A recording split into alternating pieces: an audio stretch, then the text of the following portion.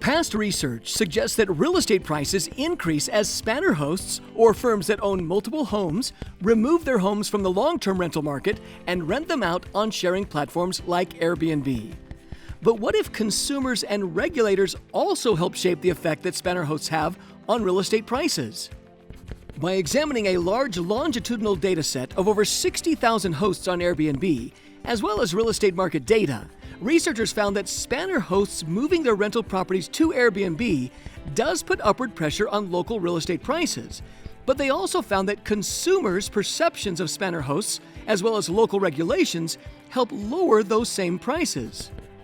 As it turns out, an increase of only one standard deviation in the proportion of spanner hosts is associated with an $8,000 increase in a locality's real estate purchase prices, shrinking the supply of rentals and increasing costs for everyone.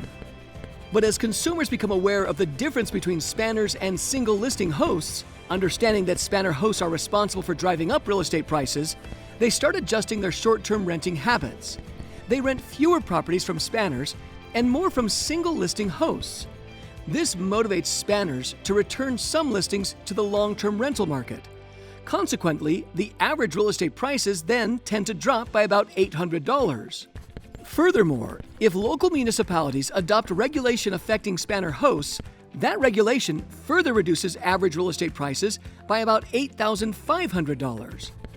As researchers discover more nuances about what makes real estate prices move in the sharing economy, governments may better understand how to regulate industries and markets.